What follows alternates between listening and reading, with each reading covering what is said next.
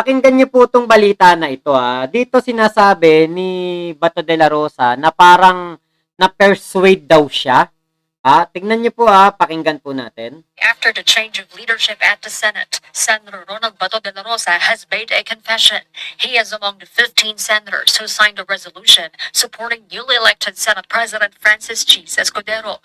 This, as de la Rosa explains, the reason why he became emotional, as former Senate President Mig Zubiri thanked him for his support during yesterday's session. Kaya ako napaiyak dahil nga hindi ko masasama ng loob, pero bang nahiya ako sa kanya. Dahil hindi ko napanalo yung para sa kanya. Kasi yung nakapirma ako before mag-start ang session.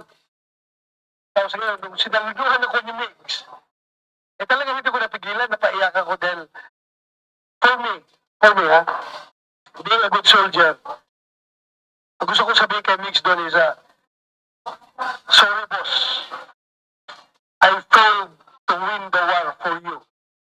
According to De La Rosa, he made a sudden decision to support Escudero after he was convinced to stay with the majority bloc. He admits opting to join the minority bloc after knowing Zubiri's impending ouster. De La Rosa further explains that he had to follow the decision of his party mates Senator Francis Tolentino and Christopher Bongo, who supported Escudero. Natago pa nga ako doon sa opisina ni Tolentino eh. Pero nalukit din ako na pumunta doon, kinausap ako. Sabihan ako na kahit na hindi na kailangan yung perma ko because I was really contemplating seriously to join the minority after that incident. But I was persuaded by Senator Chis and Senator Alan Cayetano na please stay with the majority. Huwag kang pumunta sa minority. So, sumama ka na lang dito sa majority. The lawmaker also admits that he was not able to inform Zubiri about this last-minute decision to support Escudero. Before the start of today's plenary session, De La Rosa was seen approaching Zubiri. When asked for his comments, Zubiri admits he is dumbfounded and hurt with De La Rosa's actions. Tumagat siya, talaga maisip, hindi talaga mag-grasp pangyayari niya. At least alam niya na dinipensahan ko siya bilang isang chairman ng at dahil dyan, nagkaroon po ng sakripisyo, ako po yung sakripisyo dyan, nawala po ako sa posisyon. Let's move on, Pero yun nga lang, ito talaga I'm in shock. Before the session. Sinabi ko sa kanya, bigyan niya ako ng pagkakataon. Hindi ko pa talaga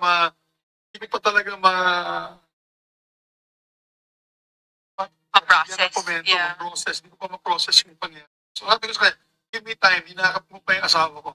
Di ba? Parang, wow, bakit pa hinakap ang asawa? Zubiri adds he and the 6 senators who sided with him will remain as one and will deliberate soon if they will continue to be an independent bloc. Meanwhile, Escudero also reveals that he himself initiated his ascendancy to the Senate presidency by wooing his colleagues for support, which he began just last week. When I say sinimulan ko makipag-usap, dahil marami naman at that time na may mga agam-agam. Senate President Pro Tempore Jinggoy Estrada confirms this as he denies allegations that it was him who instigated the ouster. Horlina Gado, UNTV News, Andres. Diba? Ayun persuaded na hikayat. So parang ito pa lang si Bato de la Rosa. Madaling mahikayat, 'di ba? Parang teka, ikaw pala Senator Bato, madali ka lang palang mahikayat. So katulad niyan, nakita natin madali siyang nahikayat na magkaroon ng hearing patungkol dito sa Maharlika Leaks. 'Di ba? Persuaded. 'Di ba? Na ano siya, I was persuaded na hikayat. Tama ba na ganyan ang senador, madaling mahikayat, madaling mauto? 'Di ba? Tingin nga natin kay Senator Bato ngayon ay uto-uto dahil po doon sa kanyang pagkaka-hearing o pagtanggap na magkaroon ng hearing patungkol po dito sa Maharlika Leaks. Ngayon, Tinanggap mo yung Maharlika Leaks, inubos mo ang panahon, oras ng mga tao, 4 na hearing na, wala pa rin napapatunayan. Diba? Tapos ang nangyari kahit na ikaw ay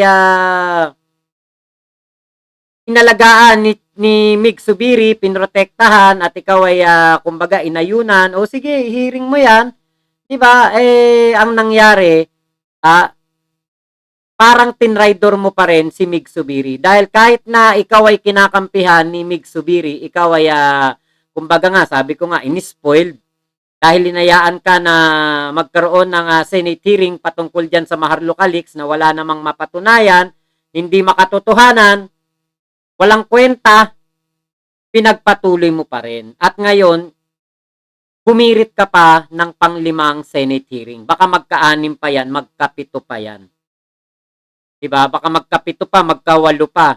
Kung si Mig Subiri ang Senate President. Dito siguro kaya Senator Chis Escudero ay baka hindi na po ito umabot sa marami pang hearing. Baka last na yung hearing na darating na eto ngang si James Kumar ay parang inoobliga na umattend. So pang 5 na yon. Baka hanggang 5 na lang. Kaya po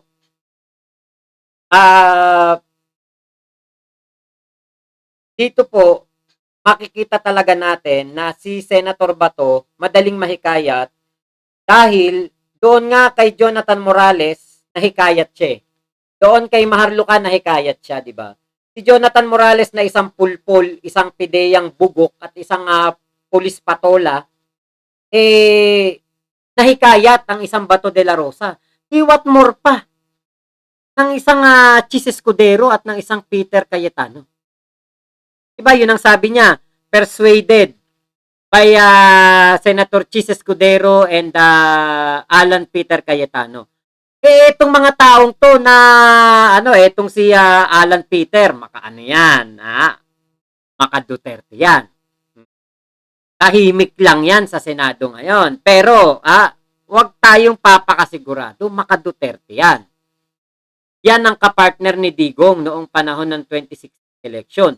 Yan din ang kumbaga sumuporta at nag-giveaway kay Digong. Kaya alam natin na ito nga si Alan Peter Cayetano ay talagang solid Duterte yan. Diba? Kaya po wag tayong papakasiguro. Ito ngayon, baka mamaya etong si Chis Escudero, kung totoo po yung sinasabi ni Mami Bear, baka nga po mapunta na ito sa PDP, baka mahikayat na ito ni Alan Peter Cayetano na kumampi kay Digong. Nako, delikado. Dahil hawak na ni Digong ang Senado. Sana naman ay hindi po tama ang ating hinala. Sana naman po ay hindi totoo ang ating hinala na si Senator Chis Escudero ay mahatak ni Digong sa kademonyuhan. Okay, ututo ang Bato, walang sariling desisyon at paninindigan, sabi ni Mami Bear. Bato, laki ng katawan mo, ututo ka, hindi ka karapat-dapat dyan sa Senado, isama mo na si Robin Padilla, sabi ni Kuya Marvin Berhel de Dios. Ayan. Mami Bear, sabi nga ni Picoy, di ko naman akalain na sasakyan yung mga sinabi ni Morales. Shoota, kalbo, asawa ko, traidorin mo, tapos yakapin mo ako, batutain kita kaliwa kanan, sabi ni Ate Gina Petit. Niyakap na kasi alam niya sa sarili niya na guilty siya. Paula Nabarosa, isa rin naman ito si Bato bumoto kay Mig Subiri. Paula Nabarosa, at madaling sumakay, kaya nga tingin ni Picoy, utu-utu si Bato. Persuaded siya, madali siyang mauto, madali siyang mahikayat. Nako, Senator Bato, masyado nang marami kaming nakikitang negative about sa iyo. Tapos paparating pa po ang 2025 election, tapos re-electionist ka pa. Nako. Sabi nga ni Senator Mig Subiri, bahala na ang taong bayan na humusga. Napakalaman nun. Bahala na ang taong bayan na humusga. Ako. Baka mamaya wala nang bumotong taong bayan kay Bato dahil maiisip nila na traitor pala to, di ba?